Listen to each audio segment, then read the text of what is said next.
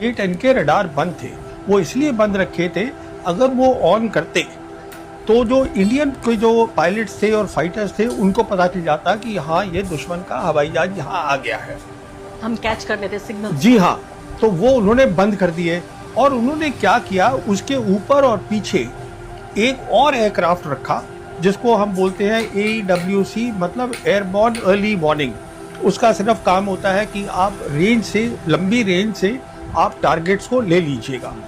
तो उन्होंने टारगेट लिए, वो पीछे थे और वो टारगेट डेटा जो था वो भेजा इस जहाज को, J-10 जिसने की मिसाइल छोड़नी थी, जहां पायलट बैठा था, जिसने अपना रडार बंद कर रखा है, उसको डेटा भेजा। अब यहाँ पर एक बहुत बड़ी टेक्निकल बात आ जाती है।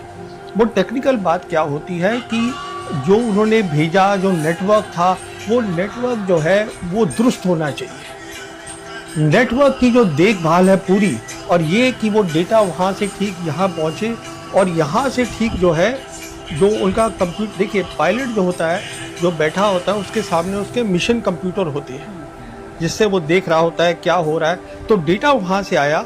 उसके बाद J-10 में एक चीज़ होती है जो इलेक्ट्रॉनिक होती है, जिसको हम बोलते हैं SDR, जिसका बेसिकली उसका मतलब ये होता है कि वो सॉफ्टवेयर डिफाइंड रेडियो होते हैं।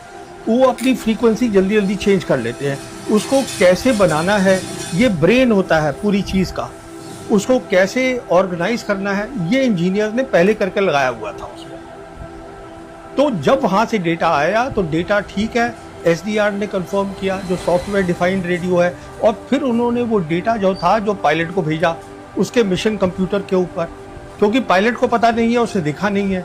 तो उसके बेसिस पे देखिए, अगर डेटा ठीक नहीं होगा और अगर डेटा रास्ते में जैम हो गया या साइबर अटैक कर दिया हमने, दुश्मन ने कर दिया, वो खराब हो सकता है।